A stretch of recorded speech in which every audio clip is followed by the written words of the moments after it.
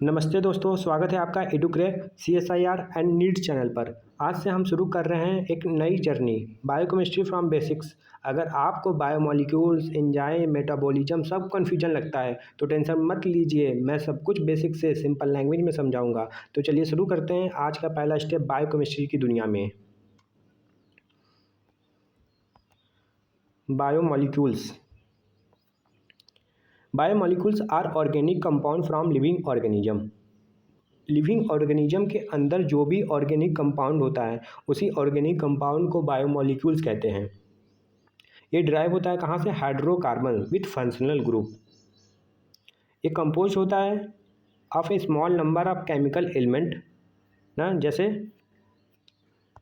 Carbon, hydrogen, oxygen, nitrogen, चौन make up over 99%। ज़्यादातर biomolecules इसी carbon, hydrogen, oxygen, nitrogen से बने होते हैं। 99% biomolecules including small and large molecules ना, छोटे मॉलिक्यूल्स भी और बड़े मॉलिक्यूल्स भी इसी से बने होते हैं। ठीक है। Biomolecules are necessary for biological process. Biomolecules ज़रूरी होते हैं, नेसेसरी होते हैं, एसेंशियल होते हैं किसके लिए? बायोलॉजिकल प्रोसेस के लिए। Organic molecule content carbon content. सभी ऑर्गेनिक मॉलिक्यूल्स, जितने भी ऑर्गेनिक मॉलिक्यूल्स होते हैं उसमें कार्बन होते हैं, हाइड्रोजन होता है। 4 major type of organic molecule: carbohydrate, lipid, protein, nucleic acid. Nucleic acid में एग्जांपल DNA, RNA। ठीक है। बायोमोलिक्यूल्स क्या है? एक तरीके का ऑर्गेनिक कंपाउंड है। ठीक है, या ऑर्गेनिक मॉलिक्यूल है ना। Organic molecule for example biomolecules के कार्बोहाइड्रेट क्या है? एक तरीके का बायोमोलिक्यूल्स है। Lipid, protein, nucleic acid. Biomolecules building block of life का क्या है? बिल्डिंग ब्लॉक है बायोमोलिक्यूल्स ना, building block of life. Carbohydrate किसका बना होता है? मोनोसेक्राइड। लिपिड फैटी एसिड का बना होता है। प्रोटीन अमाइनो एसिड का बना होता है। न्यूक्लिक एसिड न्यूक्लियोटाइड्स का बना होता है। ठीक है। न्यूक्लिक एसिड DNA, RNA क्या है? न्यूक्लिक एसिड है। इनके फंक्शंस क्या हैं?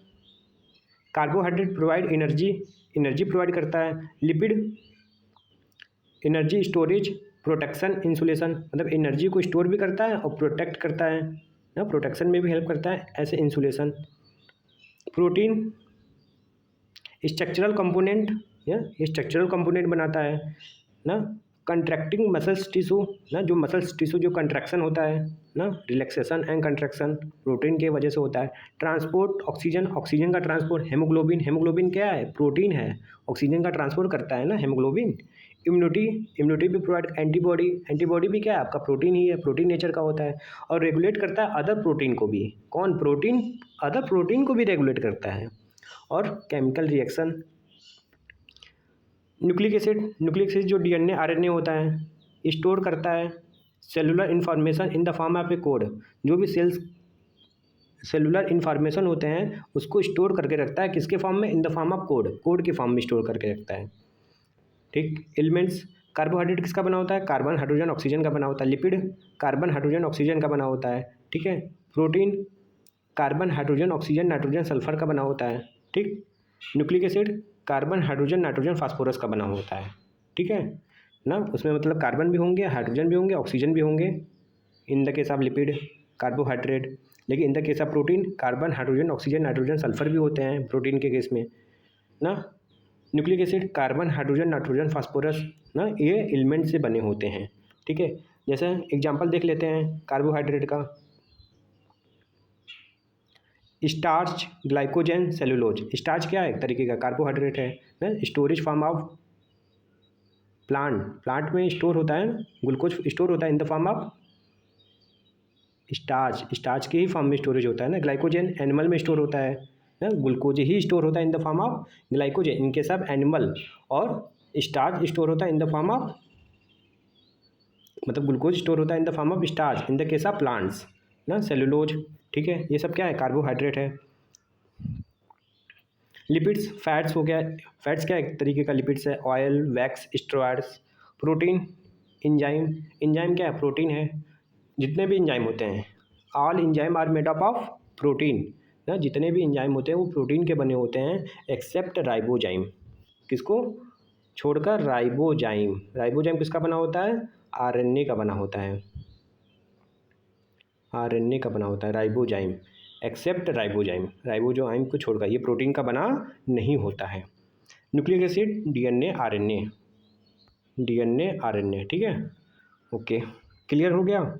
आगे चलते हैं फिर।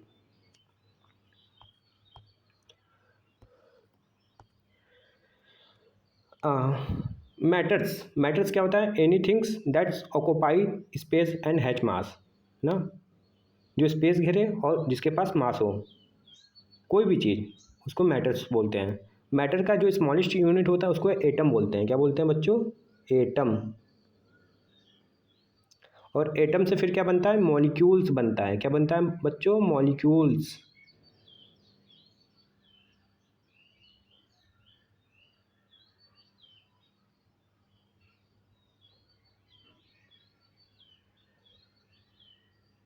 मॉलिक्यूल्स बनता है। फिर मॉलिक्यूल से बायो मॉलिक्यूल्स बनता है। क्या?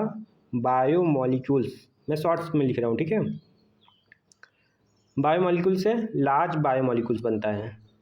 फिर लार्ज बायो मॉलिक्यूल से क्या बनता है बच्चों? सेल्स के कंपोनेंट बनते हैं। क्या बनते हैं? सेल्स के कंपोनेंट, जैसे ऑर्गेनल्स, ठीक है, ऑर्गेनल्स जैसे माइटोकॉन्ड्रिया, राइबोसोम, गोल्जी, ये सब बनेंगे। फिर सेल्स के कंपोनेंट और क्या होते हैं? सेल मेम्ब्रेन होता है ना, ठीक है। अगर सेल वाल होगा, सेल वाल भी हो सकता है, प्लांट सेल्स के केस में सेल वाल होता है, फंजाई के केस में सेल वाल होता है ना, बैक्टीरिया के केस में सेल वाल होता है ना, ठीक है।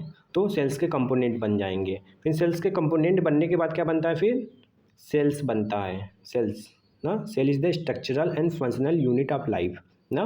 दुनिया में जितने भी लिविंग ऑर्गेनिज्म होते हैं वो किसके बने होते हैं? सेल्स के बने होते हैं। फिर सेल्स के बाद क्या बनता है? टिश्यू। क्या बनता है? टिश्यू। टिश्यू क्या है? ग्रुप ऑफ सेल्स ना, ग्रुप ऑफ सेल्स। फिर टिश्यू से क्या बनता है? ऑर्गन। ऑर्गन जैसे लीवर एक ऑर्गन है, स्टोमच एक ऑर्गन है, इंटेस्टाइन एक ऑर्गन है ना, पैंक्रियाज एक ऑर्गन है। फिर ऑर्गन से क्या बनता है? ऑर्गन सिस्टम बनता है। क्या बनता है बच्चों? ऑर्गन सिस्टम बनता है। फिर ऑर्गन सिस्टम से क्या बनता है? ऑर्गेनिज्म बनता है। क्या बनता है बच्चों? ऑर्गेनिज्म। ऑर्गन सिस्टम जैसे सर्कुलेटरी सिस्टम, रिस्पिरेटरी सिस्टम, मतलब कई सारे ऑर्गन जब मिल जाते हैं तो ऑर्गन सिस्टम का फॉर्मेशन होता है। फिर पूरा ऑर्गन सिस्टम जैसे circulatory system, respiratory system, reproductive system, ये सब मिलके एक ऑर्गेनिज्म बनाता है। फिर ऑर्गेनिज्म से पॉपुलेशन बनता है। क्या बनता है बच्चों? पॉपुलेशन। फिर पॉपुलेशन से क्या बनता है? कम्युनिटी बनता है। फिर कम्युनिटी से क्या बनता है? इकोसिस्टम बनता है। फिर इकोसिस्टम से पूरा बायोस्फीयर बन जाता है। ठीक है बच्चों, आपको समझ में आ गया? तो मतलब एटम से ही बना है दुनिया में जितने भी चीज़ है, नहीं एनी थिंग्स, सब कुछ कहाँ से स्टार्ट हुआ है? एटम से स्टार्ट हुआ है। कहाँ से?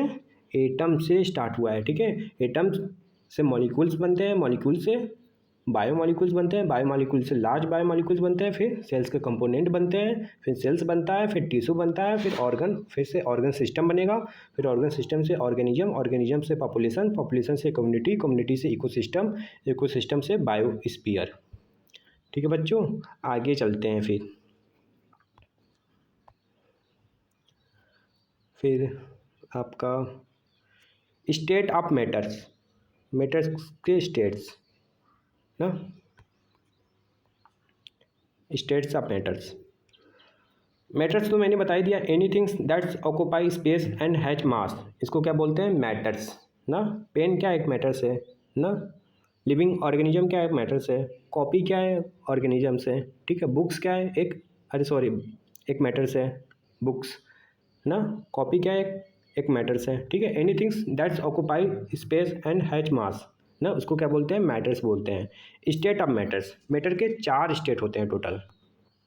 पहला सॉलिड, लिक्विड, गैस, प्लाज्मा।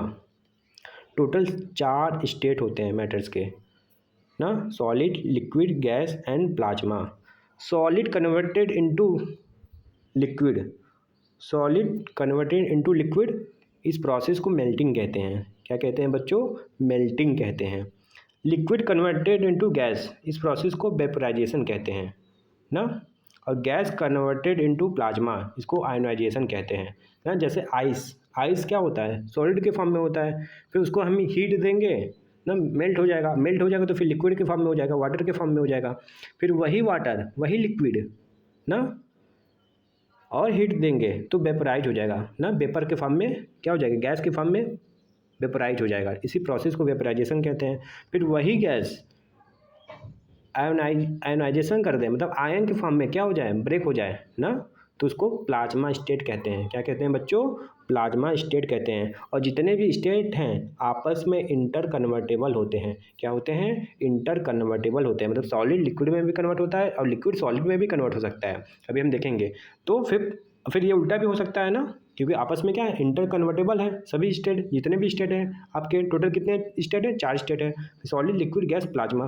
तो solid converted to liquid melting, liquid converted to gas vaporization, gas converted to plasma ionization. अब प्लाज्मा से गैस में कन्वर्ट करेंगे तो इस प्रोसेस को डी आयोनाइजेशन कहेंगे, डी आयोनाइजेशन कहेंगे। फिर गैस कन्वर्टेड टू लिक्विड, इस प्रोसेस को कंडेंसेशन कहेंगे। और लिक्विड कन्वर्टेड टू सॉलिड, इस प्रोसेस को फ्रीजिंग कहेंगे। ठीक है बच्चों, एक टर्म और है सब्लिमेशन। क्या, सब्लिमेशन क्या होता है, अगर मेरे को सॉलिड से डायरेक्ट कन्वर्ट करना है गैस में तो इसी प्रोसेस को सब्लिमेशन कहते हैं। जैसे कैम्फर जो कपूर होता है तो वो सॉलिड के फॉर्म में होता है, तो जब हम मंदिर जाते हैं उसको जलाते हैं ना, घर पे भी सब पूजा करते ही हैं ना, हम भी करते हैं, ठीक। तो जब सॉलिड से गैस में कन्वर्ट होता है तो क्या होता है, तो इस प्रोसेस को सब्लिमेशन कहते हैं। तो वो जो कैम्फर होता है, जो क्या होता है, कपूर होता है, जब उसको हम जलाते हैं तो फिर डायरेक्ट वो गैस में कन्वर्ट हो जाता है। क्या लिक्विड स्टेट में आता है क्या, पहले नहीं आता है ना। तो सॉलिड कन्वर्ट टू गैस, इस प्रोसेस को सब्लिमेशन कहते हैं। डिपोजिशन क्या होता है, अगर गैस से सॉलिड में कन्वर्ट करना है इस प्रोसेस को डिपोजिशन कहेंगे। ठीक है बच्चों, तो क्लियर हो गया स्टेट्स ऑफ मैटर। 4 स्टेट होते हैं टोटल, सॉलिड लिक्विड गैस और प्लाज्मा। ठीक है, प्लाज्मा वो स्टेट होता है जिसमें आयंस होते हैं ना, पॉजिटिव चार्ज नेगेटिव चार्ज होते हैं। ठीक है, आगे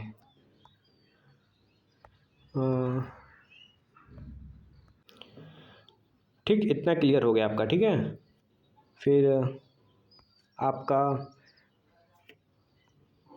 classification of matters.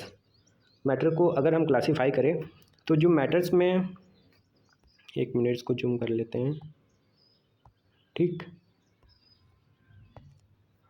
Matters 2 types के होते हैं, मिक्सचर और प्योर सबस्टांस। ठीक, प्योर सबस्टांस में एलिमेंट्स और कंपाउंड आते हैं। ठीक, और मिक्सचर्स में हेट्रोजीनियस मिक्सचर और होमोजीनियस मिक्सचर। ठीक, या इसको होमोजीनियस सॉल्यूशन या हेट्रोजीनियस सॉल्यूशन भी कहते हैं। ठीक है, एलिमेंट में जैसे ओनली सिंगल एटम का बना हो तो उसे प्योर सबस्टांस, जैसे फॉर एग्जांपल गोल्ड AU ना, गोल्ड क्या है आपका, एक एलिमेंट है, मतलब सिंगल एटम का बना है और एकदम प्योर सबस्टांस होता है, गोल्ड एकदम प्योर होता है ना। कंपाउंड जैसे वाटर क्या है, एक तरीके का आपका ओनली हाइड्रोजन ऑक्सीजन का बना है ना, मतलब 2 एटम का बना है। सिंगल का बना हुआ तो उसको मतलब एटम कहते हैं, मतलब सिंगल एटम का बना है। अगर 2 एटम हो जाएगा, कंबाइन हो जाएंगे तो उसको कंपाउंड कहते हैं ना। जैसे वाटर क्या है, कंपाउंड, और वाटर क्या है, प्योर सबस्टांस है। ठीक, मिक्सचर में होमोजीनियस मिक्सचर और हेट्रोजीनियस मिक्सचर। होमो मतलब सेम और जीनियस मतलब नेचर ना, मतलब सेम नेचर के हों तो उसको होमोजीनियस मिक्सचर कहते हैं। जैसे फॉर एग्जांपल, जैसे हम ग्लूकोज को वाटर में डिजॉल्व करें ना, तो वाटर का नेचर और ग्लूकोज का नेचर क्या है, सेम है ना, ग्लूकोज भी पोलर है, वाटर भी पोलर है, तो सेम नेचर के होंगे। तो ऐसे सोल्यूशन को क्या बोलते हैं, या ऐसे मिक्सचर को क्या बोलते हैं, होमोजीनियस मिक्सचर कहते हैं। हेट्रोजीनियस मिक्सचर बच्चों, हेट्रोजीनियस क्या होता है, हेट्रो मतलब डिफरेंट और जीनियस मतलब नेचर, अभी मैंने बताया ना। तो हेट्रोजीनियस मतलब डिफरेंट नेचर का हो। जैसे फॉर एग्जांपल, जैसे फ्रूट जूस एग्जांपल है किसका, हेट्रोजीनियस मिक्सचर का। क्योंकि फ्रूट जूस में क्या होता है, फ्रूट्स भी डालते हैं, मिल्क भी डालते हैं ना, ऑयल भी डालते हैं ना, तो अलग अलग नेचर का डालते हैं। ठीक है ना, ऑयल क्या है, नॉन पोलर है, वाटर पोलर है, ग्लूकोज भी डालते हैं, शुगर भी डालते हैं, तो अलग अलग चीज़ होता है, ठीक है, पोलर भी है, नॉन पोलर भी है, तो अलग अलग नेचर का, इसलिए उसको क्या बोलते हैं, हेट्रोजीनियस मिक्सचर। तो हेट्रोजीनियस मिक्सचर का एग्जांपल फ्रूट जूस, जैसे कोलाइडल सोल्यूशन, जो कोलाइडल होता है, ठीक है। होमोजीनियस मिक्सचर, जैसे जो सोल्यूशन बना ग्लूकोज को वाटर में डाल सेम नेचर के हो तो उसे होमोजीनियस मिक्सचर कहेंगे, ठीक है बच्चों, क्लियर। आगे बढ़ते हैं, फिर इसको आप एक बार रीड कर लीजिएगा ना स्टेट ऑफ मैटर से, सॉलिड लिक्विड गैस, ठीक है। फिर ये आपका क्लासिफिकेशन ऑफ मैटर्स, फिर ये आपका सॉलिड लिक्विड गैस, ठीक। फिर ये भी आपका क्या है, solid convert to liquid, liquid into gas ना, फिर गैस कन्वर्टेड टू प्लाज्मा, ठीक है। आप इसको एक बार रीड कर लीजिएगा, ठीक है। प्योर सबस्टेंस क्या है ना, मैंने अभी बताया प्योर सबस्टेंस में जैसे कॉपर्स हो गया, सिल्वर हो गया, गोल्ड हो गया, ठीक है ना, ये सब आपके क्या है, प्योर सबस्टेंस है, जिस है फिक्स्ड कंपोजिशन ना, इसका फिक्स्ड कंपोजिशन होता है, ठीक। फिर आगे चलते हैं, ठीक है, आपको इतना क्लियर हो चुका है ना। फिर इसके आगे बढ़ते हैं। Biomolecules are composed of carbon with a variety of functional group.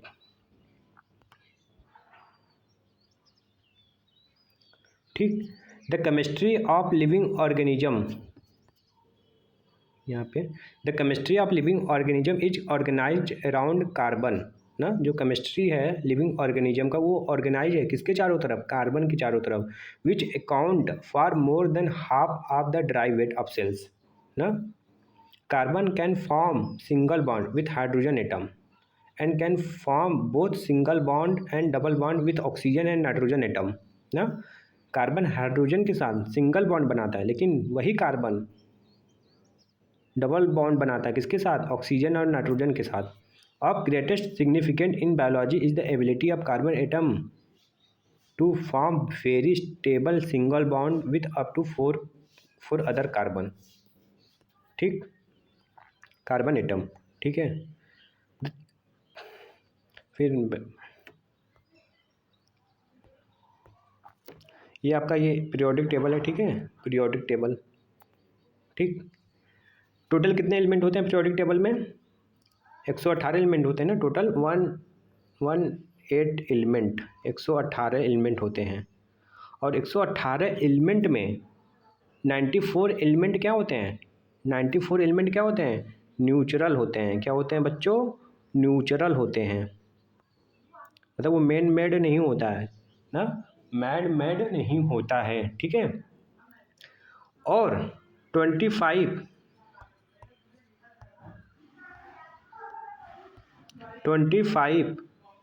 Element जो होते हैं, 25 एलिमेंट आर बायोलॉजिकल, क्या होते हैं, बायोलॉजिकल होते हैं। मतलब टोटल 118 एलिमेंट होते हैं और 118 एलिमेंट में 94 जो होते हैं न्यूट्रल होते हैं और 94 न्यूट्रल होते हैं, और 25 ऐसे एलिमेंट होते हैं जो कि बायोलॉजिकल, मतलब बायोलॉजिकल सिस्टम में पाए जाते हैं। कहाँ पाए जाते हैं बच्चों, बायोलॉजिकल सिस्टम में पाए जाते हैं। और मोस्ट कॉमन जो होता है वो आपका क्या होता है, कार्बन होता है, हाइड्रोजन होता है, ऑक्सीजन होता है, नाइट्रोजन होता है, सल्फर होता है, फास्फोरस होता है। ये मोस्ट कॉमन एलिमेंट होते हैं जो कि बायोलॉजिकल सिस्टम में पाए जाते हैं। तो टोटल हमारे बॉडी में कितने एलिमेंट होते हैं, 25 एलिमेंट होते हैं ना, 25 एलिमेंट्स आर बायोलॉजिकल होते हैं ना, बाकी जो होते हैं केमिकल होते हैं, ठीक है। केमिकल तो है लेकिन बायोलॉजिकल मतलब लिविंग ऑर्गेनिज्म के अंदर है, इसलिए हम लोग उसको बायोलॉजिकल बोल रहे हैं। ऐसे तो वो केमिकल है ही, अब कार्बन नाइट्रोजन ऑक्सीजन सब केमिकल है ना, लेकिन केमिस्ट्री में हम बाकी चीज़ें हम पढ़ेंगे ना, लेकिन बायोलॉजी में 25 एलिमेंट होते हैं, ठीक है टोटल। और मोस्ट कॉमन एलिमेंट जो होते हैं carbon, hydrogen, oxygen, nitrogen, sulphur और फास्फोरस होते हैं, ठीक है।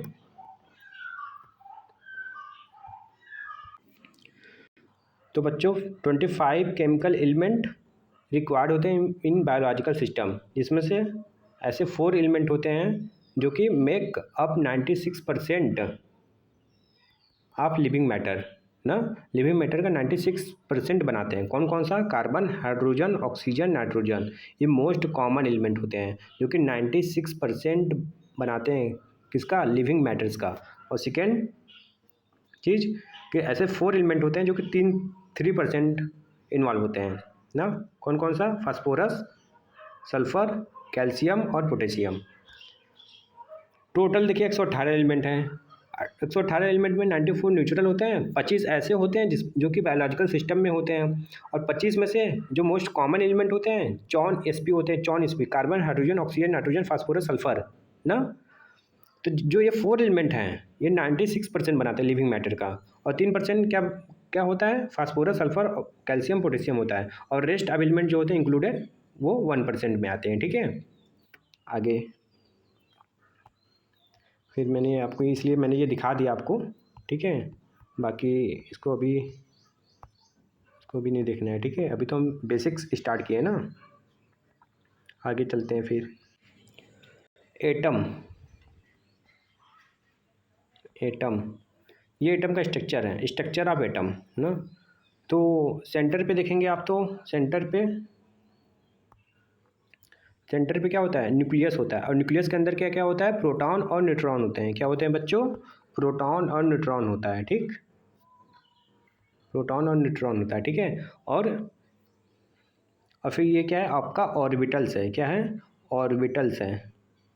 ये आपका क्या है, ऑर्बिटल्स। इसी ऑर्बिटल्स में इलेक्ट्रॉन रिवॉल्व करते हैं। क्या, या इसको सेल भी कहते हैं ना, सेल या ऑर्बिटल्स या ऑर्बिट्स ना, इलेक्ट्रॉन का ऑर्बिट्स है जहाँ पे इलेक्ट्रॉन होते हैं। ठीक है, ऑर्बिटल्स में इलेक्ट्रॉन होते हैं ना। तो ये इलेक्ट्रॉन क्या करते हैं, ये रिवॉल्व करते हैं ना, ये रिवॉल्व करते हैं। ठीक है ना, ठीक,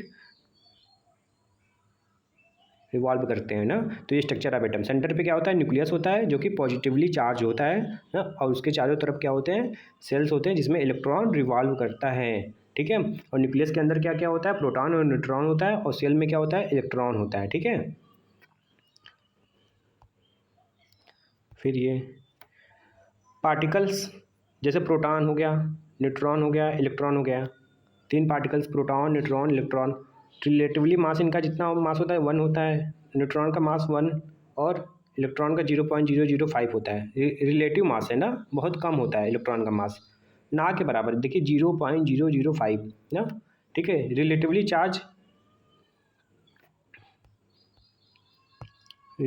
चार्ज, तो प्रोटॉन पे जो चार्ज होता है पॉजिटिव चार्ज होता है, +1 होता है। न्यूट्रॉन पे जो चार्ज होता है न्यूट्रल होता है, न्यूट्रॉन पे कोई चार्ज नहीं होता है, न्यूट्रल होता है। इलेक्ट्रॉन पे जो चार्ज होता है नेगेटिव चार्ज होता है। ठीक है, चार्ज पर गुलाम ना, चार्ज पर गुलाम ना, कितना चार्ज होता है, मतलब वैल्यू कितना होता है गुलाम में ना। तो प्रोटॉन पे जो होता है 1.6 इंटू 10⁻⁻19 गुलाम होता है। ठीक है ना, और न्यूट्रॉन पे 0 चार्ज होता है। ठीक है, और इलेक्ट्रॉन पे -1.6 इंटू 10⁻⁻19। मतलब प्रोटॉन पे और इलेक्ट्रॉन पे सेम चार्ज होता है, लेकिन साइन अलग है। प्रोटॉन पे पॉजिटिव चार्ज होता है, इलेक्ट्रॉन पे नेगेटिव चार्ज होता है, मतलब मैग्नीट्यूड सेम है। देखिए 1.6 इंटू 10⁻⁻19 प्रोटॉन पर है, और इलेक्ट्रॉन पे 1.6 इंटू 10⁻⁻19, मतलब मैग्नीट्यूड, मतलब नंबर, जो वैल्यू है वो सेम है, लेकिन साइन अलग है। मतलब डायरेक्शन, पॉजिटिव और नेगेटिव क्या बताएगा, डायरेक्शन ही बताएगा ना, पॉजिटिव डायरेक्शन और नेगेटिव डायरेक्शन ना।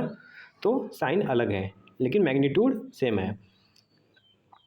मास पर केजी, प्रोटॉन का मास 1.67 इंटू 10⁻27 kg, न्यूट्रॉन का मास 1.67 इंटू 10⁻27 kg। मतलब प्रोटॉन का मास न्यूट्रॉन का मास लगभग सेम होता है। ठीक है, और इलेक्ट्रॉन का मास कितना होता है, 9.11 इंटू 10⁻31 kg। ठीक है बच्चों, इसको आप लोग याद कर लीजिएगा ना, प्रोटॉन पर चार्ज कितना होता है, न्यूट्रॉन पे चार्ज कितना होता है, इलेक्ट्रॉन पे चार्ज होता है, इलेक्ट्रॉन का मास कितना होता है, प्रोटॉन का मास कितना होता है, न्यूट्रॉन का मास होता है कितना होता है, क्योंकि प्रोटॉन और न्यूट्रॉन का लगभग मास सेम होता है ना। चार्ज में प्रोटॉन और इलेक्ट्रॉन पे सेम ही होता है, बस साइन अलग होता है। प्रोटॉन पे पॉजिटिव चार्ज होता है, इलेक्ट्रॉन पे नेगेटिव चार्ज होता है। ठीक, फिर ठीक बच्चों, अब हम चलते हैं एटॉमिक स्ट्रक्चर। मैंने स्ट्रक्चर दिखा दिया आपको कि सेंटर पे पॉजिटिवली चार्ज क्या होता है, न्यूक्लियस होता है, क्योंकि न्यूट्रॉन होता है उस पर न्यूट्रल चार्ज होता है।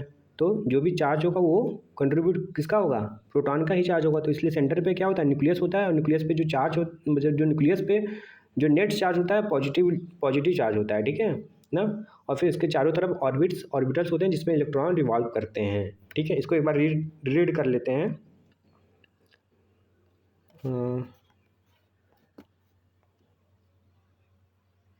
Atomic structure,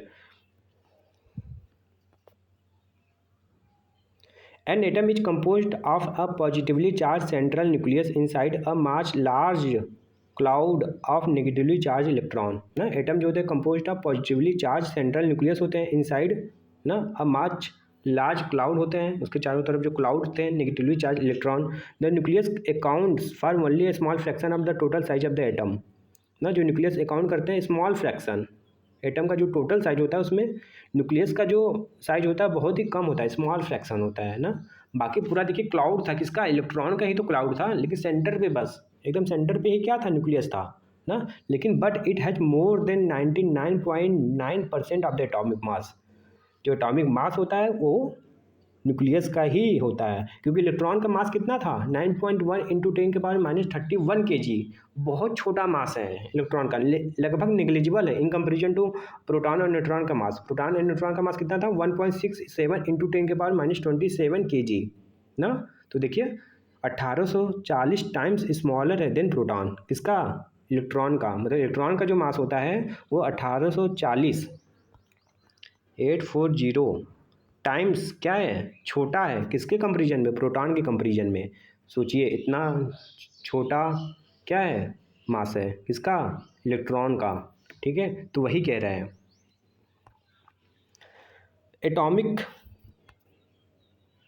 atomic nuclei are composed of two major particles proton and neutron, को कलेक्टिवली कॉल्ड न्यूक्लियॉन्स कहते हैं ना। जो कि nucleons that are attracted to each other by nuclear force ना।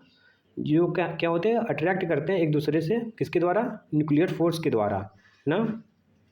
Proton have a positive electrical charge, मैंने भी बताया कि प्रोटॉन पे पॉजिटिव इलेक्ट्रिकल चार्ज होता है। Electron are attracted to the nucleus, electron जो होता है अट्रैक्ट होते हैं किसके तरफ, किसके तरफ, टुवार्ड्स द न्यूक्लियस, न्यूक्लियस की तरफ, bye electromagnetic force.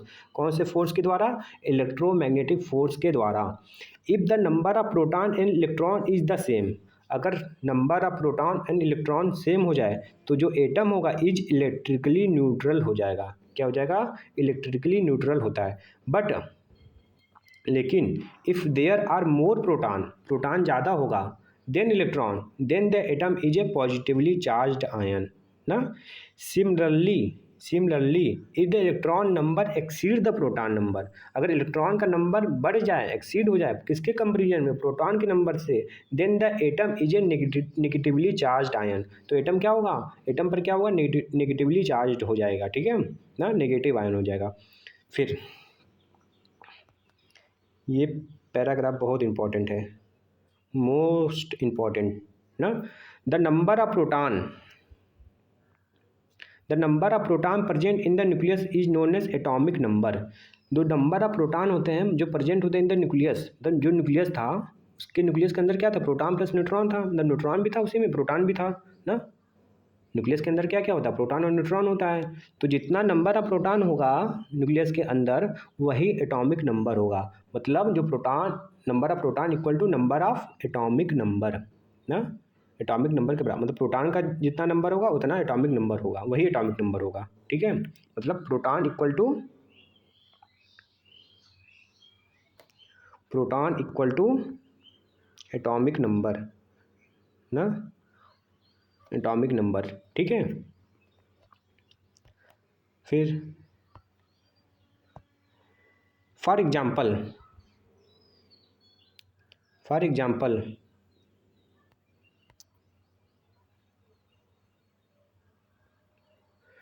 Atom with 6 proton are carbon ना। यहाँ पे आप देखिए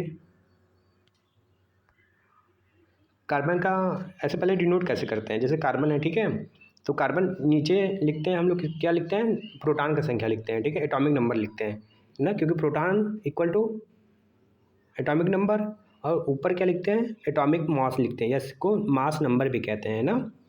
ठीक, इतना आपको समझ में आ गया, ठीक है ना। तो इसके बाद क्या होगा, फिर हमें फाइंड करना होगा ना कि कार्बन में कितना होता है, एटॉमिक नंबर कितना होता है, कितना प्रोटॉन होता है, 6 होता है, और एटॉमिक मास कितना होता है कार्बन का, 12 होता है। तो नंबर ऑफ न्यूट्रॉन फाइंड करना है कि कार्बन के अंदर न्यूट्रॉन कितना है, क्योंकि न्यूक्लियस के अंदर प्रोटॉन भी होता है, न्यूट्रॉन भी होता है। तो प्रोटॉन तो मेरे को पता चल गया कि 6 होता है, और एटॉमिक मास भी पता चल गया 12 होता है। ठीक है, अगर एटॉमिक मास दिया हो न्यूट्रॉन दिया हो तो हमें कैसे फाइंड करना होगा प्रोटॉन कितना होगा, तो इसके लिए फार्मूला है, ठीक है। फार्मूला क्या है आपका, A=Z+N ना। तो वही कह रहा है कि for example atom with 6 proton are carbon, neutron are uncharged particle with a mass approximately equal to that of the proton. जो न्यूट्रॉन क्या होता है, अनचार्ज पार्टिकल होता है, मतलब कोई भी चार्ज नहीं होता, ना तो पॉजिटिव चार्ज होता है ना ही नेगेटिव चार्ज होता है। मास जो होता है अप्रॉक्सीमेटली इक्वल होता है to that of the proton, proton के मास के बराबर होता है। The sum of proton and neutron, the sum of proton and neutron in a given nucleus is the mass number. मतलब जितना प्रोटॉन होगा और जितना न्यूट्रॉन होगा, अब उसको जोड़ दीजिए, वही क्या हो जाएगा, क्या फाइन निकल जाएगा, मास नंबर। वही आपका मास नंबर होगा, वही आपका एटॉमिक मास होगा, ठीक है। तो फार्मूला क्या है, A=Z+N। ए किसको डिनोट करता है, मास नंबर को, जेड किसको डिनोट करता है, एटॉमिक नंबर को, एन किसको डिनोट करता है, नंबर ऑफ न्यूट्रॉन को, ठीक है बच्चों। फिर आगे चलते हैं।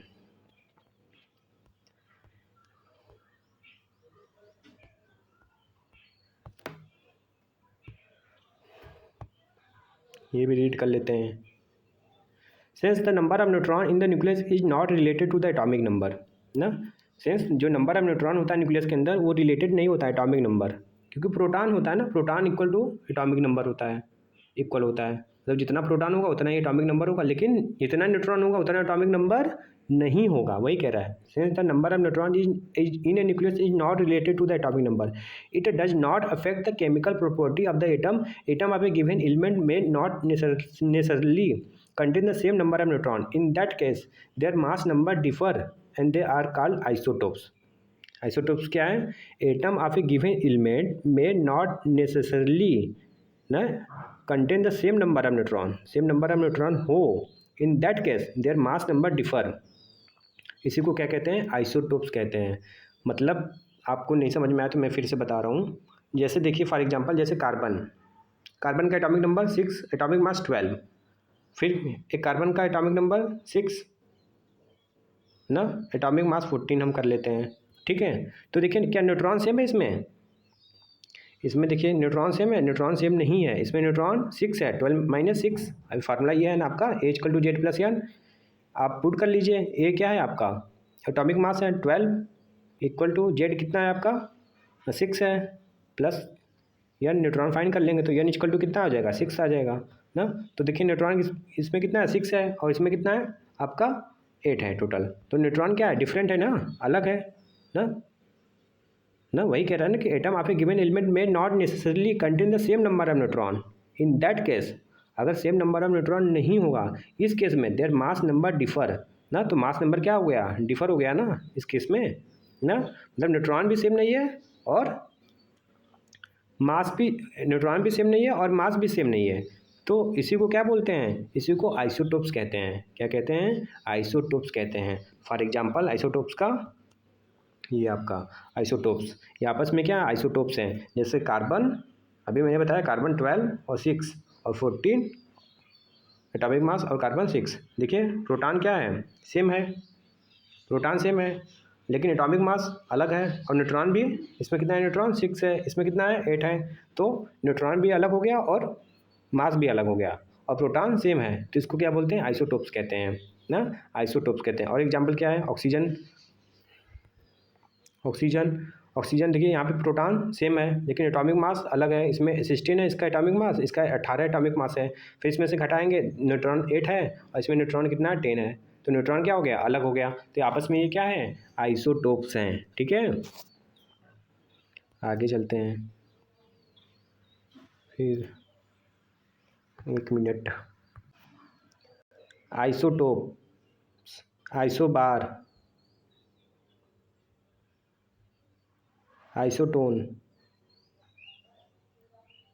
ठीक। आइसोटोप्स मेरे को पढ़ना है, आइसोबार्स, आइसोटोन्स, ठीक है। आइसोटोप्स क्या है, atom of the same element, atom of the same elements, same atomic number and differ mass number. मतलब एटॉमिक नंबर क्या होगा, सेम होगा, और लेकिन मास क्या होगा, अलग होगा, इसको आइसोटोप्स कहते हैं। Isobar, atom of the different elements, same mass number mass same होगा लेकिन डिफरेंट एटॉमिक नंबर होगा ना। आइसोटोन्स में डिफरेंट नंबर ऑफ प्रोटॉन होंगे लेकिन सेम नंबर ऑफ न्यूट्रॉन होगा, उसको आइसोटोन्स कहते हैं। एकदम इजी इजी में समझिए, आइसोटोप्स क्या होता है, जिसमें प्रोटॉन सेम हो। टोप्स देखिए पी आ रहा है इसमें, पी आ रहा है मतलब प्रोटॉन सेम होगा। आइसोबार ऊपर क्या होता था, एटॉमिक मास होता था, मतलब एटॉमिक मास सेम होगा। आइसोटोन, टोन यन आ रहा है, यन मतलब न्यूट्रॉन, मतलब न्यूट्रॉन सेम होगा। याद हो गया, पी मतलब प्रोटॉन, मतलब प्रोटॉन सेम होगा। आइसोबार मतलब बार ऊपर क्या होता था, एटॉमिक मास होता था, तो उसको मतलब क्या हो जाएगा, एटॉमिक मास सेम होगा। आइसोटोन यन मतलब यन आ रहा है मतलब न्यूट्रॉन सेम हो जाएगा, ठीक है। बाकी सब कुछ क्या होगा, अलग होगा। फॉर एग्जाम्पल मैंने आइसोटोप्स का एग्जाम्पल बता रखा है, ठीक है ना। इसके बाद आप देखिए आइसोबार, देखिए आइसोबार में क्या है, एटॉमिक मास 76 है, इसका भी एटॉमिक मास 76 है ना। तो क्या है, एटॉमिक मास सेम हो गया, लेकिन आप देखिए प्रोटॉन क्या है, अलग है, प्रोटॉन अलग है। न्यूट्रॉन भी आप फाइंड करेंगे तो कितना हो जाएगा, 76 माइनस 32 अलग होगा, 76 माइनस 34 अलग होगा, तो न्यूट्रॉन क्या हो गया, अलग हो गया। आइसोटोन में, आइसोटोन का एग्जाम्पल फास्फोरस एंड सल्फर और calcium and potassium. Phosphorus and sulphur isotone मतलब न्यूट्रॉन सेम है। देखिए न्यूट्रॉन 32 माइनस 16 करेंगे तो कितना आएगा, 16 आएगा ना, और फिर 31 और 15 तो कितना आएगा, 16 आएगा। तो देखिए न्यूट्रॉन क्या हो गया, सेम हो गया, लेकिन आपका न्यूट्रॉन सेम हो गया, लेकिन आपका प्रोटॉन क्या है, अलग है। प्रोटॉन कितना है, फास्फोरस में 15 है, सल्फर में 16 है, लेकिन एटॉमिक मास कितना है, फास्फोरस का 31 है और सल्फर का 32 है। तो क्या हो गया, एटॉमिक मास अलग हो गया कि नहीं, तो इसे आइसोटोन कहते हैं। ठीक, ये आपका हो गया क्लियर पूरा। फिर चलते हैं नेक्स्ट टॉपिक पे, रेडियो आइसोटोप्स। क्या बच्चों, radio isotopes.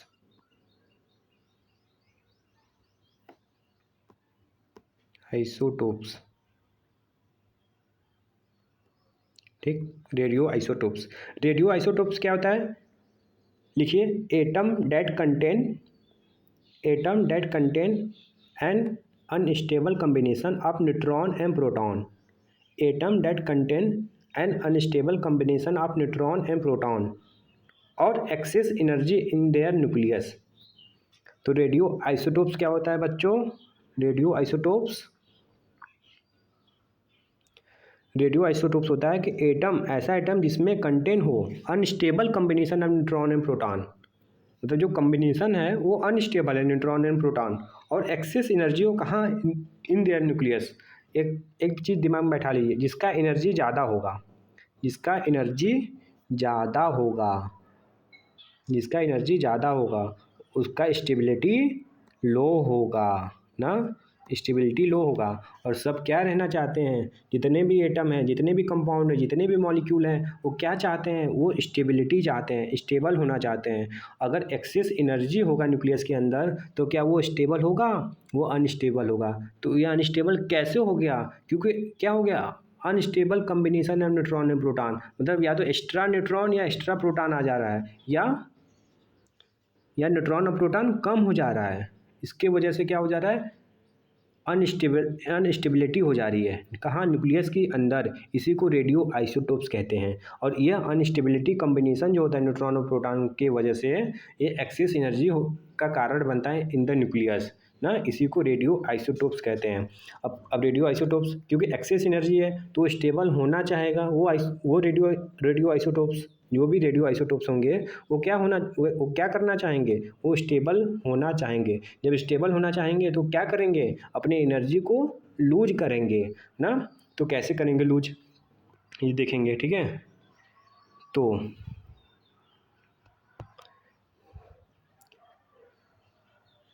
in general, the ratio of neutron to proton will determine whether an isotopes of an element is stable enough to exist in nature. Stable isotopes for elements with low atomic number tend to have an equal number of neutron and proton, whereas stability for element of higher atomic number require more neutron. ना, stability के लिए, जो stability जो होता है element के लिए, वो हाइयर एटॉमिक नंबर रिक्वायर होता है, मोर न्यूट्रॉन। अनस्टेबल आइसोटोप्स को रेडियो आइसोटोप्स कहते हैं। क्या कहते हैं, रेडियो आइसोटोप्स कहते हैं। अनस्टेबल आइसोटोप्स को रेडियो आइसोटोप्स कहते हैं। They become stable isotopes by the process of radioactive decay. अगर ये आइसोटोप्स को स्टेबल होना होगा तो किस प्रोसेस के द्वारा करेगा, radioactive decay. Change occur in the atomic nucleus and particle and electromagnetic radiation are limited. ना चेंज करेगा क्या है, या तो हो सकता है एटॉमिक न्यूक्लियस या हो सकता है पार्टिकल, पार्टिकल में अल्फा पार्टिकल बीटा पार्टिकल मतलब आते हैं ना, अल्फा पार्टिकल होते हैं, बीटा पार्टिकल होते हैं एंड गामा पार्टिकल होते हैं। इलेक्ट्रोमैग्नेटिक रेडिएशन क्या करेंगे, इमिट करेंगे, जिसकी वजह से क्या होगा, वो स्टेबल की तरफ जाएंगे। ठीक, तो फिर सिंपल लैंग्वेज में आप समझिए, रेडियो आइसोटोप्स क्या होता है, अनस्टेबल कम्बिनेशन होता है न्यूट्रॉन एंड प्रोटॉन का, मतलब या तो एक्स्ट्रा न्यूट्रॉन या एक्स्ट्रा प्रोटॉन आ जाए तो जो एटम होगा वो अनस्टेबल हो जाएगा। अब अनस्टेबल हो जाएगा और अनस्टेबिलिटी का मतलब एनर्जी ज़्यादा है, तो एक्सेस एनर्जी होगा न्यूक्लियस के अंदर, तो क्या हो जाएगा, क्योंकि प्रोटॉन और न्यूट्रॉन कहाँ होते हैं, न्यूक्लियस के अंदर होंगे। अगर प्रोटॉन और न्यूट्रॉन क्या हो जाएंगे, अनस्टेबल हो जाएंगे, अनस्टेबल कम्बिनेशन में होंगे तो एक्सेस एनर्जी हो जाएगा। जब एक्सेस एनर्जी होगा न्यूक्लियस के अंदर तो क्या हो जाएगा, स्टेबिलिटी कम हो जाएगी। और इसी स्टेबिलिटी को क्या, इसी स्टेबिलिटी, जो स्टेबिलिटी कम है, इसी स्टेबिलिटी को पाने के लिए, बढ़ाने के लिए क्या करना पड़ता है, रेडियो डीके करना पड़ता है, रेडियो डीके। तो टाइप्स ऑफ रेडियो डीके ना, टाइप्स ऑफ रेडियो डीके। तो रेडियो डीके क्या होता है, there are several types of radio decay, only those most relevant to biochemist are considered below ना। कई टाइप्स की several types of radio decay होते हैं, लेकिन वन दो मोस्ट रिवेलेंट जो बायोकेमिस्ट होते हैं वो कंसीडर करते हैं alpha decay, beta decay and gamma decay. ठीक है, या एक्सरे इसी को बोलते हैं। ठीक है ना, जो अल्फा डीके होते हैं ये हाईली चार्ज्ड पार्टिकल होते हैं। क्या होते हैं, हाईली चार्ज पार्टिकल होते हैं, और ये क्या होते हैं, more toxic than other form of radiation ना।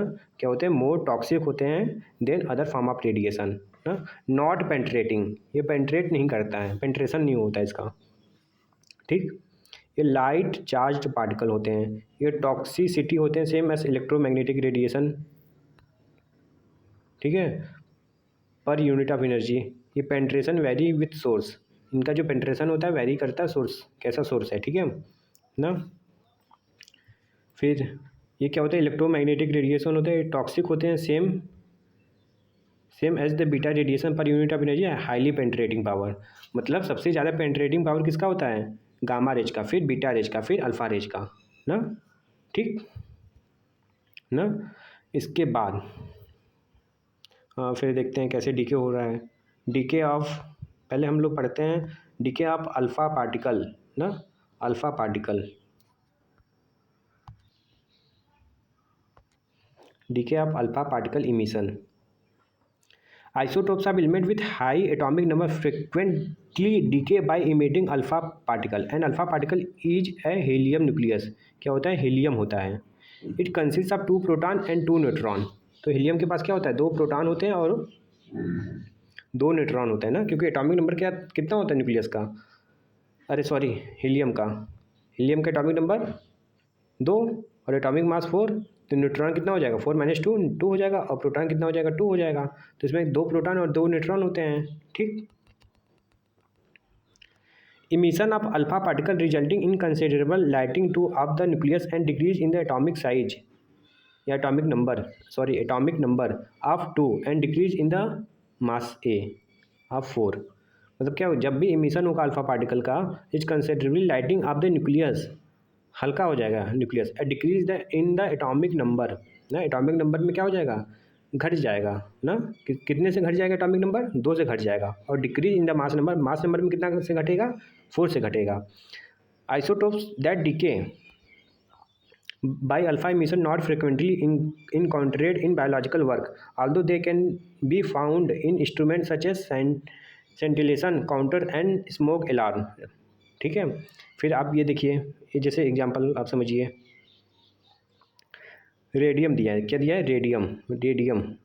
रेडियम का एटॉमिक मास 226 ना, 226, और एटॉमिक नंबर 88। ठीक है, देखिए ये क्या हुआ, यहाँ पे देखिए अल्फ़ा डीके हुआ, हीलियम रिलीज हुआ ना। हीलियम कैसे पता चला, देखिए अगर यहाँ पे देखिए कितना डिफरेंस आ रहा है, अब यहाँ पे शो कर रहे हैं, यहाँ पे आप देखने की कोशिश करिए यहाँ पर। ठीक है, तो आप देखेंगे तो क्या पाएंगे, आप पाएंगे कि 226 था पहले एटॉमिक मास, लेकिन अब कितना एटॉमिक मास हो गया, 2222 हो गया, 222 हो गया ना। तो कितना एटॉमिक मास घट गया, 4। और देखिए एटॉमिक नंबर पहले कितना था 88 था, अब कितना हो गया एटॉमिक नंबर 86 हो गया ना, पहले 88 था, अब एटॉमिक नंबर कितना हो गया 86 हो गया है। तो एटॉमिक नंबर कितने से घट गया, 2 से घट गया। तो एटॉमिक नंबर किसका 2 होता है, हीलियम का ही तो होता है, और एटॉमिक मास 4। तो क्या रिलीज हो रहा है यहाँ से, क्या इमिट हो रहा है, आपका हीलियम इमिट हो रहा है, ठीक है ना। इसी को अल्फ़ा डीके कहते हैं, क्या कहते हैं, अल्फ़ा डीके कहते हैं, ठीक है ना। तो वही कह रहा है क्या, वही कह रहा है क्या, फॉर एग्जांपल दिया है alpha emission of radon to which है इट्स रेडियो एक्टिव ना। Alpha emitter are extremely toxic if ingested due to large mass and the ionizing power of the alpha particle. ठीक, ये आपका क्लियर हो गया। तो अल्फ़ा डीके क्या होता है, बस इतना समझिए। अल्फ़ा डीके में क्या रिलीज होता है, हीलियम, क्या, हीलियम ना, हीलियम रिलीज होता है, ठीक है, हीलियम इमिट होता है। अब चलते हैं बीटा डीके पे। बीटा डीके जो होता है 2 तरीके का होता है, क्या होता है, 2 तरीके का होता है बीटा डीके, ठीक।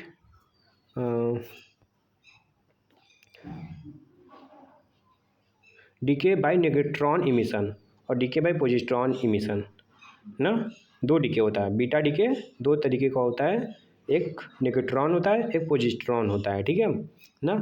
तो नेगेट्रॉन डीके नेगेट्रॉन इमिशन क्या, in this case a neutron is converted into proton. जो न्यूट्रॉन होता है कन्वर्ट हो जाता है प्रोटॉन में by the ejecting of negatively charge beta particle called negatron ना। समझिए, मैं एग्जांपल में बता रहा हूँ, एकदम ध्यान से समझिएगा, ठीक है। समझिए, जैसे क्या है आपका एग्जांपल है आपका कार्बन, ठीक है, कार्बन यहाँ पे दिया है एग्जांपल कार्बन का, ठीक है। तो कार्बन जो है एटॉमिक नंबर कितना है, 6 है ना, मतलब प्रोटॉन की संख्या 6 है और एटॉमिक मास 14 है, ठीक है ना, ठीक। अब देखिए कार्बन पे कितना प्रोटॉन है, 6 है, तो 1 positive charge, 2 positive charge, 3 positive charge, 4 5 6, ठीक, 3 3 4 टोटल 6 हो गया, ठीक है। अब एटॉमिक मास देखेंगे तो 14 है, तो न्यूट्रॉन का संख्या कितना हो जाएगा, 8 हो जाएगा। न्यूट्रॉन का संख्या कितना हो जाएगा, 8 हो जाएगा। 1 2 3 4 5 6 7 8 न्यूट्रॉन हो गया, ठीक है। अब ऐसा नहीं है कि सेंटर पे आपका प्रोटॉन होता है, बाहर न्यूट्रॉन होता है, मैंने बना दिया है, ठीक है बस ना। तो देखिए न्यूट्रॉन पे क्या होता है चार्ज, न्यूट्रल चार्ज होता है, कोई चार्ज नहीं होता है। न्यूट्रॉन पे क्यों न्यूट्रल चार्ज होगा, क्योंकि न्यूट्रॉन है, तो न्यूट्रॉन पे पॉजिटिव चार्ज भी होगा और नेगेटिव चार्ज भी होगा, तो कैंसिल आउट हो जा रहा है ना, इसीलिए तो न्यूट्रॉन पे नेगेटिव चार्ज हो, इसीलिए न्यूट्रॉन पे क्या होता है, न्यूट्रल चार्ज होता है, ठीक है, क्योंकि क्या हो गया, कैंसिल हो गया ना, positive charge negative charge cancel हो गया, तो न्यूट्रॉन पे क्या कितना चार्ज हो जाएगा, न्यूट्रल हो जाएगा, मतलब 0 हो जाएगा, ठीक, तो न्यूट्रल हो जाएगा। अब देखिए कार्बन, अब देखिए कार्बन है, ठीक है, कार्बन का एटॉमिक नंबर 6 है, 14 है। क्या 14 होता है क्या एटॉमिक मास, ज़्यादातर आप देखिए तो कार्बन का एटॉमिक मास नॉर्मली हम जो पढ़ते हैं वो 12 होता है, ठीक है, मतलब दो बढ़ गया एटॉमिक मास, मतलब 2 बढ़ गया ना, एक्स्ट्रा 2 हो गया, ठीक है, तो 2 एक्स्ट्रा हो गया, ठीक। तो यहाँ पे क्या होगा, यहाँ पे हम लोग पहले क्या रिलीज करेंगे, बीटा। अगर यहाँ नेगेट्रॉन है तो नेगेट्रॉन मतलब डीके ऑफ नेगेट्रॉन इमिशन, मतलब नेगेट्रॉन नेगेटिव वाला जाएगा। तो न्यूट्रॉन पे क्या होता है, न्यूट्रॉन में पॉजिटिव चार्ज भी होता है, नेगेटिव चार्ज भी होता है, दोनों होता है ना, इसलिए तो कैंसिल आउट हो जाता है, इसलिए न्यूट्रॉन पे न्यूट्रल चार्ज हो जाता है। तो नेगेट्रॉन बोल रहा है मतलब यही जो न्यूट्रॉन के अंदर क्या होता है, ये पॉजिटिव वाले को पॉजिट्रॉन कहते हैं और नेगेटिव वाले को नेगेट्रॉन कहते हैं। तो अगर हम भी नेगेट्रॉन क्या होता है, नेगेट्रॉन इमिशन मतलब नेगेटिव वाला जाएगा, जब नेगेटिव वाला चला जाएगा न्यूट्रॉन से, तो न्यूट्रॉन किस में कन्वर्ट हो जाएगा, प्रोटॉन में कन्वर्ट हो जाएगा कि नहीं, वही बोल रहा है बच्चों, फिर से समझिए। देखिए वही लिखा है ना, यहाँ पे देखिए कहाँ पे लिखा है, मैं फिर से एक बार रीड कर लूँगा, ठीक है। ये देखिए, तो यही जो न्यूट्रॉन पे एक पॉजिटिव चार्ज भी होता है, नेगेटिव चार्ज भी होता है। क्यों पॉजिटिव और नेगेटिव चार्ज हुआ, क्योंकि जो न्यूट्रॉन है उस पर पॉजिटिव चार्ज भी होता है, नेगेटिव चार्ज भी होता है, तो न्यूट्रॉन वाला तो चला जाएगा ना, ये तो मतलब निकल जाएगा बाहर ना, ये भी बाहर निकल जाएगा, तो पॉजिटिव ही चार्ज बचा न्यूट्रॉन पे ना। पहले तो दोनों था तो कैंसिल आउट हो जाता, तो positive charge converted into proton, तो यही प्रोटॉन में कन्वर्ट हो जाएगा। जब प्रोटॉन में कन्वर्ट हो जाएगा तो कितना प्रोटॉन हो जाएगा, काउंट करिए, देखिए 1, सॉरी 1, ठीक, 2, अरे ये तो नहीं होगा ना, ये तो 1, 2, 3, 4, 5, 6, 7। और 7 किसका होता है? नाइट्रोजन का होता है ना, hydrogen, helium, lithium, beryllium, boron, carbon, nitrogen. तो 7 हो गया, नाइट्रोजन का हो गया। अब एटॉमिक मास देखिए, न्यूट्रॉन, अब न्यूट्रॉन, प्रोटॉन उतना वही कन्वर्ट हो गया ना, तो मास तो उतना ही होगा ना, 14। तो वही तो कह रहा है, देखिए आ गया कि नहीं। तो न्यूट्रॉन के केस में क्या होता है? न्यूट्रॉन के केस में क्या होता है? बीटा, मतलब निगेटिव वाला क्या होता है? इजेक्ट होता है। नेगेटिवली चार्ज जो होता है बीटा पार्टिकल, वो रिलीज होता है, इसी को न्यूट्रॉन कहते हैं। वही वही ने बोल रहा है क्या कि न्यूट्रॉन इमिशन में nucleus loss of A neutron but gain of proton, proton gain करता है, ठीक है ना, प्रोटॉन गेन कर, क्योंकि न्यूट्रॉन था, न्यूट्रॉन पे पॉजिटिव चार्ज भी था, नेगेटिव चार्ज भी होता है, तो न्यूट्रॉन में क्या होगा, नेगेटिव वाला रिलीज हो जाएगा, तो पॉजिटिव वाला बचा, जब पॉजिटिव वाला बचा तो फिर ये कन्वर्ट हो जाएगा किसमें, ये प्रोटॉन में कन्वर्ट हो गया कि नहीं। तो ये आपका क्या हो गया, ये डीके ऑफ न्यूट्रॉन इमिशन हो गया, ठीक है। इसी तरीके से डीके ऑफ पोजिट्रॉन इमिशन होता है, ठीक। फिर ये एग्जाम्पल हो गया आपका, आप एक बार इसको देख लीजिएगा ना, फिर आगे, ठीक। मैं एक बार फिर से इसको मैं बता रहा हूँ, ठीक है। फिर गामा, फिर गामा रे, ठीक। गामा रे में क्या होता है, decay of emission of gamma,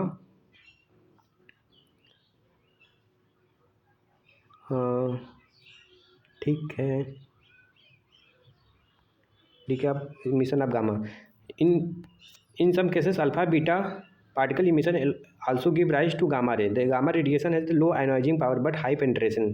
इनका पेंट्रेशन पावर बहुत ज़्यादा होता है, ठीक है ना, पेंट्रेशन पावर बहुत ही ज़्यादा होता है किसका, गामा रेज का, ठीक है ना। गामा रेज में क्या रिलीज होता है, गामा रेज में इलेक्ट्रोमैग्नेटिक रेडिएशन या हाई एनर्जी इलेक्ट्रोमैग्नेटिक फोटॉन ना, क्या रिलीज होता है, high energy electromagnetic photon release होता है, ठीक है ना। यहाँ पे देखिए गामा रे रिलीज हो रहा है, ठीक है ना। इसमें कोई भी तरीके का ना तो हीलियम, ना तो कोई भी तरीके का न्यूट्रॉन, ना तो पॉजिट्रॉन इमिट होता है, ठीक है ना। ये आपका क्या हो गया, गामा रेज हो गया, ठीक है। फिर से एक बार समझिए ये पूरा का पूरा, इसको आप रीड कर लीजिएगा। फिर इसके बाद मैं फिर से इसको मैं कराने की कोशिश करूँगा, ठीक है। फिर से देखिए आप एक बार, ये फिर चलते हैं नेक्स्ट टॉपिक पर, rate of radioactive decay, ठीक है। Radioactive decay, radioactive decay क्या होता है कि जैसे रेडियो एक्टिव डीके होता है आपका, कोई भी, जैसे आपका क्या है, सोडियम है, जैसे फॉर एग्जांपल सोडियम, सोडियम अभी 30 ग्राम है, क्या है 30 ग्राम, तो 30 ग्राम सोडियम है, अगर 30 ग्राम सोडियम इनिशियल इसका अमाउंट है इस ना, सोडियम का जो हाफ लाइफ होता है 15 आवर होता है, कितना, 15 घंटा हाफ लाइफ होता है, ठीक है, 15 आवर होता है, ठीक है। तो सोडियम अभी शुरू में इनिशियल इसका क्वांटिटी कितना है, क्वांटिटी 30 ग्राम है, तो इसको आधा होने में, 15 ग्राम होने में जितना समय लगता है उसी को रेडियो एक्टिव हाफ लाइफ कहते हैं। क्या कहते हैं, रेडियो एक्टिव हाफ लाइफ कहते हैं, मतलब ज़िंदगी का आधा ना, ज़िंदगी का आधा, इसी को रेडियो एक्टिव हाफ लाइफ कहते हैं बच्चों, ठीक है। आपको समझ में आया। जैसे आप यहाँ पे देखिए एक बार, पहले कितना था, 50% था ना, फिर कितना हो गया, 25% हो गया, आधा हो गया, फिर उसका आधा हो गया, फिर 6.25 हो गया, तो देखिए आधा हो जा रहा है ना। मतलब अगर सोडियम एग्जांपल लेते हैं तो सोडियम का जो हाफ लाइफ होता है 15 होता है, 15 घंटे होता है, मतलब 15 आवर होता है, ठीक है ना। तो सोडियम पहले कितना था, 50% था, फिर 15 घंटे बाद 25 हो गया, फिर 15 घंटे बाद 12.5 हो गया, फिर 15 घंटे बाद 6.25 हो गया, ठीक है बच्चों। तो ये आपको समझ में आ गया, इसको क्या बोलते हैं, रेडियो एक्टिव हाफ लाइफ बोलते हैं ना, कि कोई भी एलिमेंट या कोई भी कंपाउंड जब उसका जितना, मतलब अभी प्रेजेंट में जितना है, अगर उसका हाफ लाइफ क्या होता है, अगर हाफ लाइफ क्या होता है, मतलब जितना अमाउंट का आधा होने में जितना समय लगता है उसी को हाफ लाइफ कहते हैं। कोई भी कंपाउंड है उसको आधा होने में जितना समय लगता है उसी को हाफ लाइफ कहते हैं, ठीक है बच्चों, क्लियर। तो इसको आप एक बार रीड कर लीजिएगा पूरा, मैंने बता दिया है, ठीक है ना।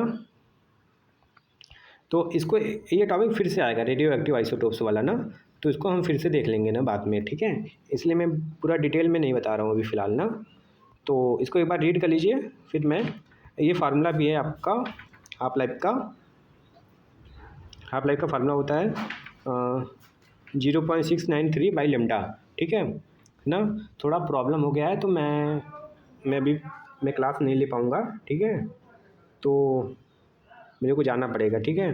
तो मैं इसी पे स्टॉप करता हूँ, ये हो गया, ठीक है